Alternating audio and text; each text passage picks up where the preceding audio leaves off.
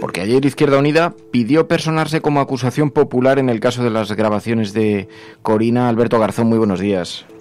¿Qué tal? Muy buenos días.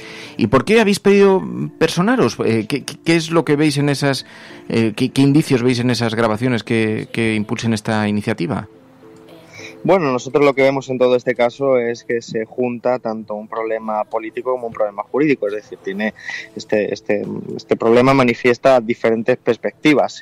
Alguna de ellas pues tiene un carácter político, yo creo que es lo más importante, y es entender que este escándalo afecta a la seguridad del país, afecta a la hacienda pública, afecta a la imagen, a la decencia del conjunto del país, pero al mismo tiempo pues puede tener una derivada jurídica porque el ciudadano Juan Carlos de Borbón pues dejó en 2014 de ser inviolable, y en ese sentido pues las acciones posteriores a esa fecha pues son susceptibles de ser consideradas delito.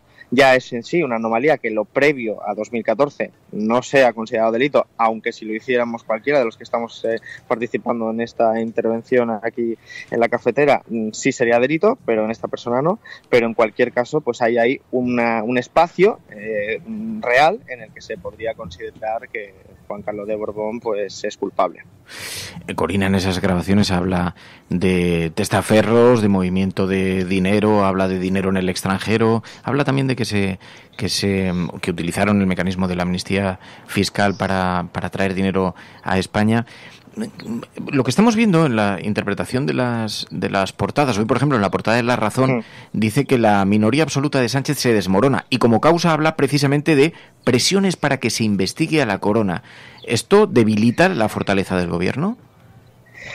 Bueno, hay una cuestión yo creo que previa, y es entender que lo que se está conociendo ahora ya se conocía antes. Lo único que sucede es que lo que antes podían ser indicios, rumores, cosas que algunos periodistas especializados conocían y que en el mundo político pues digamos era vox populi, ahora lo que hay son pruebas, porque las declaraciones de Corina son pruebas y por lo tanto así las considera de hecho la propia Audiencia Nacional, que está empezando a investigarlas.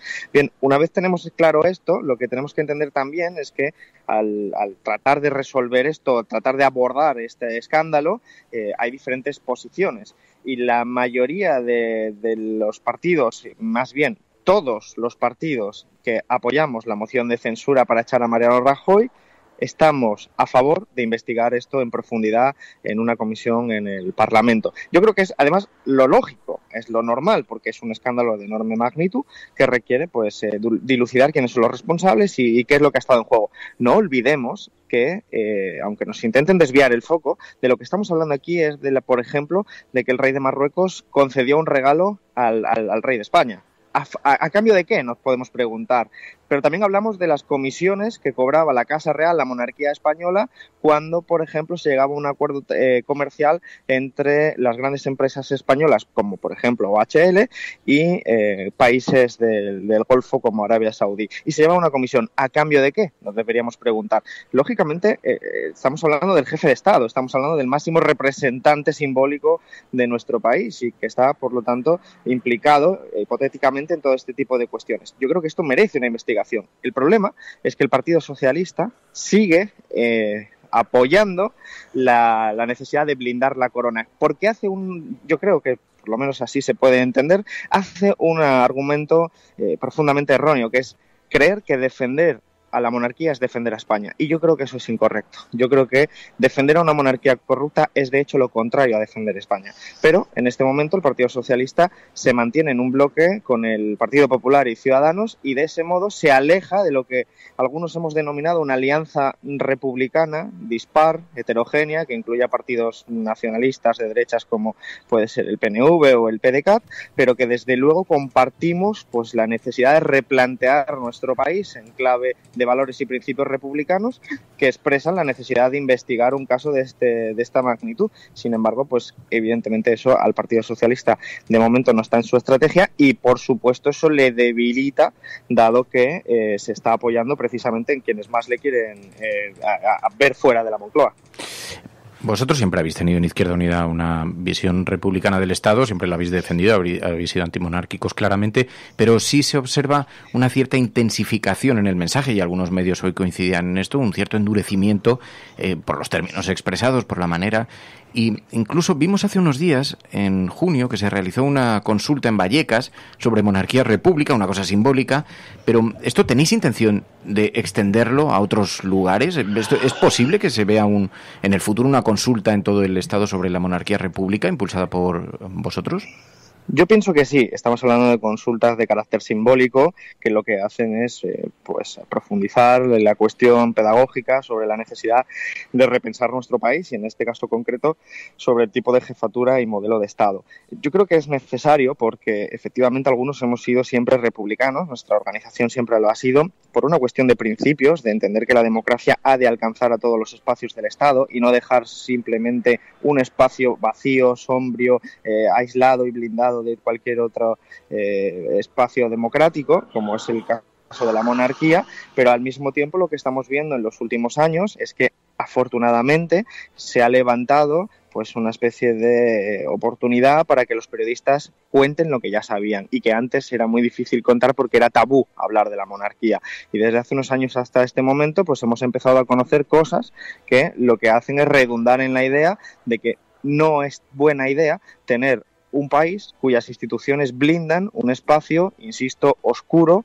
blindado de cualquier espacio, digamos, democrático o sometido a las leyes comunes y vulgares, porque eso da incentivos a que los miembros de la monarquía hagan lo que les dé la gana. Y lo que les dé la gana pues puede ser blanquear dinero, lo que les dé la gana puede ser recibir regalos y utilizarlos para beneficio privado y al final, bueno, pues es una historia que se ha repetido a lo largo de la historia en nuestro país, pues con diferentes monarquías, los Trastámara, los Austrias, los Borbones, pero que ahora, en el caso democrático que nosotros tenemos en el 2018, pues evidentemente eso es mucho más cuestionable y yo creo que levanta en el pueblo llano, independientemente incluso de su afiliación política, pues la idea de que efectivamente si esta es la monarquía, ¿de qué nos sirve la monarquía? Y entonces este ejercicio de pedagogía yo creo que va a ayudar a crear un clima mucho más republicano, mucho más democrático en nuestro país y nosotros vamos a tratar de contribuir a ello sabiendo que los resultados no tienen por qué ser en el corto plazo, sino que efectivamente aquí puede haber procesos de más larga trayectoria, pero que tarde o temprano pues nos conducirán a que en ese replanteamiento de país que estamos haciendo en los últimos años, pues tarde o temprano habrá que hacer una revisión total de la Constitución, tendremos que hablar la posibilidad de hablar de todo y una de las cosas de las que hablaremos será de evitar que haya familias que estén por encima de todo lo demás y por supuesto de evitar que existan incentivos al delito porque estén protegidos por la propia Constitución. Decías una consulta simbólica. En todo caso, alguien decía por aquí, cuidado con lo simbólico, que mira lo que pasa en Cataluña. Pero también estaban preguntando, decía Daviriete, veía, los oyentes están comentando esto y decía Daviriete, sí. ¿Por qué es simbólica? Es simbólica porque no tiene un efecto vinculante. Sí, pero ¿por qué no algo con efecto vinculante? ¿Por qué no proponer un auténtico referéndum que tenga...? Porque la última vez que lo propusimos fue en la condición de la abdicación del ciudadano Juan Carlos de Borbón, dado que nuestro sistema jurídico no estaba preparado ni prevista en la Constitución del 78 una transición de esa naturaleza y por lo tanto se abrió una suerte de laguna legal, fue el año 2014 y nosotros desde Izquierda Unida pedimos que se tramitara pues una ley de transición que permitiera hacer primero un referéndum entre monarquía o república que nos había sido birlado en 1978. Se pusieron en contra Partido Socialista y Partido Popular. Por cierto, entonces el portavoz que aparecía en medios de comunicación y que tuvo un debate curiosamente y paradójicamente con Pablo Iglesias y conmigo ya en el 2014 fue Pedro Sánchez. Pedro Sánchez fue, y cualquiera lo puede recuperar en el propio YouTube, quien defendió públicamente la necesidad de no hacer un referéndum monarquía-república. Bien, mientras estos números sigan siendo así, mientras el Partido Socialista, o más bien los dirigentes del Partido Socialista, sigan comprometidos, en este punto exactamente igual que Ciudadanos y Partido Popular, con blindar una monarquía corrupta, pues nosotros no tendremos capacidad suficiente si no nos dan los números para hacerlo vinculante. Pero todo lo que sea avanzar en el otro campo, que es el campo cultural, el campo simbólico, facilitará que tarde o temprano efectivamente pueda haber un referéndum vinculante, que es el camino, el punto final o la meta que yo creo que tenemos que alcanzar desde esta perspectiva iniciativa republicana. En todo caso, tanto pidiendo personarse como acusación particular en el caso de las grabaciones de Corina, como con estas declaraciones, que utilizáis, con estas fórmulas, es evidente que estáis tocando símbolos muy mitificados de la democracia española y esto entiendo que provoca algunos desencuentros. ¿Desde la Casa Real o desde el Gobierno en algún momento se han puesto en contacto con vosotros diciendo, oye, esto vamos a intentar suavizar las palabras o vamos a intentar no endurecer tanto el discurso? ¿Hay algún tipo de comunicación en este sentido? No, la verdad es que no, porque yo creo que ellos también entienden que esto es una causa perdida, al menos el intentar convencernos a nosotros, porque nuestras convicciones son muy profundas. Hemos tenido relaciones con la Casa Real, por ejemplo, en los momentos previos a las investiduras, incluido en el año 2016. Yo me vi hasta en 6 ocasiones con el ciudadano Felipe de Borbón a raíz de buscar una nueva presidencia de gobierno.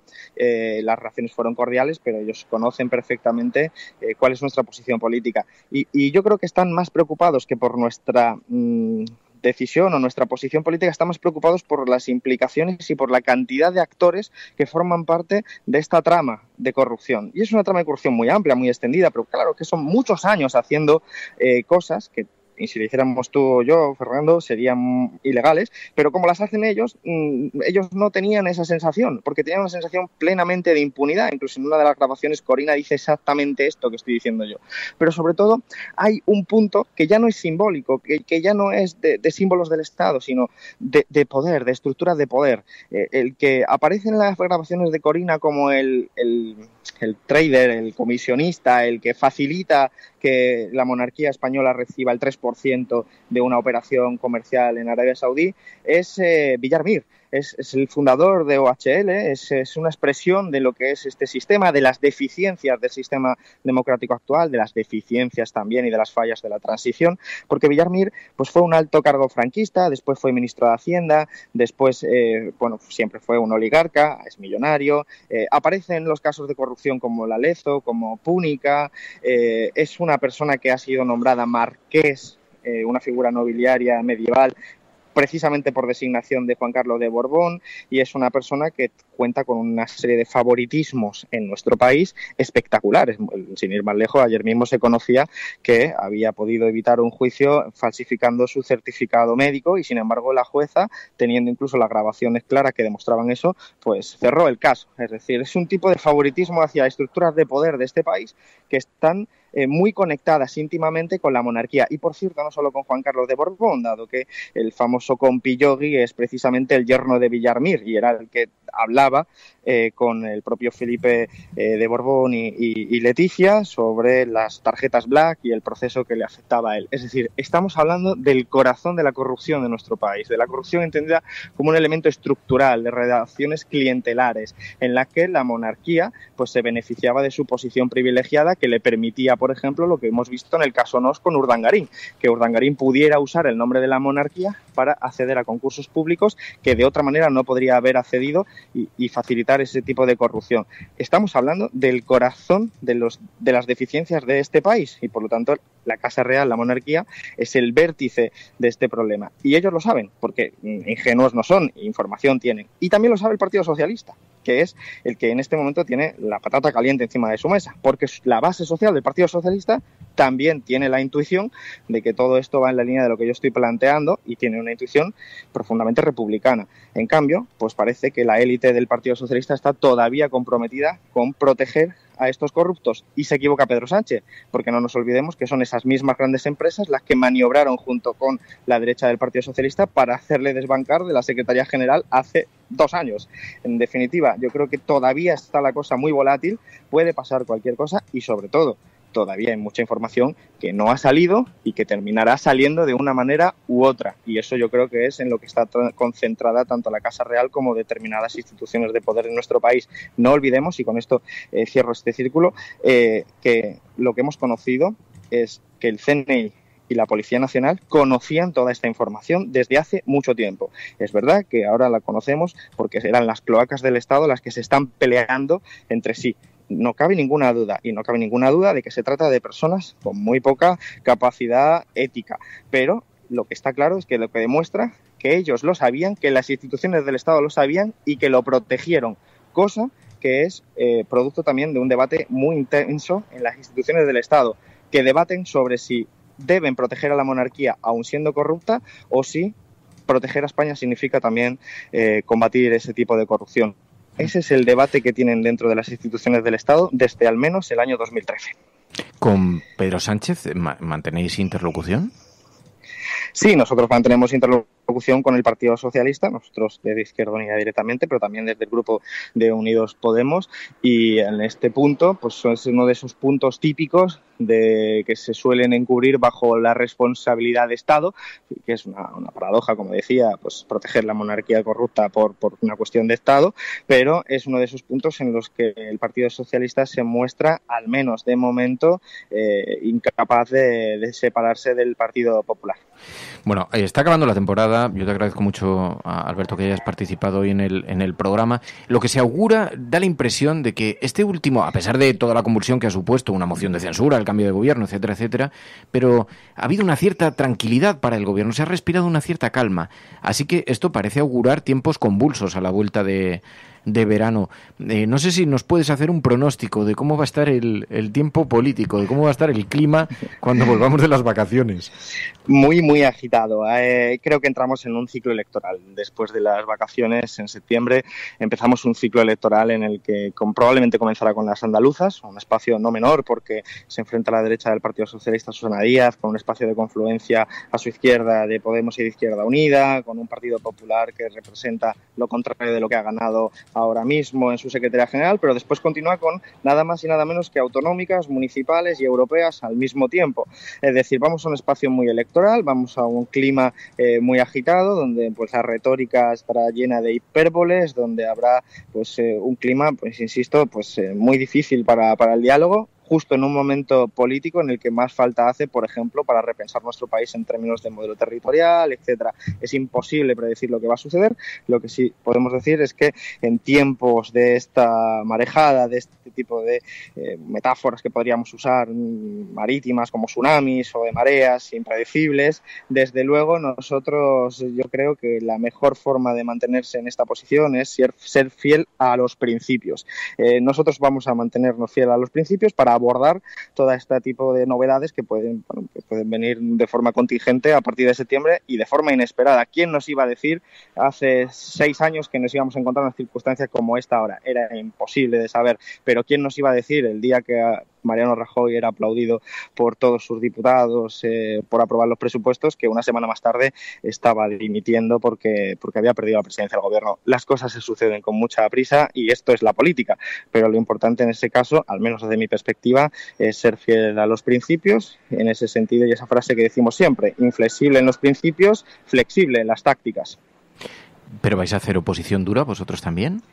Nosotros vamos a hacer lo que hemos llamado oposición de izquierdas, es decir, nosotros no nos vamos a comprometer con el Partido Socialista por aquellas políticas, por ejemplo, que sean continuistas con las del Partido Popular en el ámbito económico, por ejemplo, o en estas que comentábamos sobre la Casa Real. Lo que sí vamos a hacer es apoyar, promover políticas sociales que permitan construir una mejor vida para las clases trabajadoras de nuestro país. Por eso nosotros no nos vamos a casar, digamos, con el Partido Socialista, ni mucho menos. Nos casamos con las políticas que nosotros creemos que están bien, pero es el Partido Socialista quien debe elegir cuáles son sus aliados. Y claro, esto que ha ocurrido en la Casa Real, que para ellos evidentemente no era su opción, que tuvieran agenda política, pues nos da una señal bastante decepcionante, que es que han elegido de aliados de momento a los que más le odian. Alberto Garzón, que pases un buen verano y muchísimas gracias por atender esta llamada. Como siempre, buenos días, mucha suerte. Muchísimas gracias y también a vosotros. Gracias.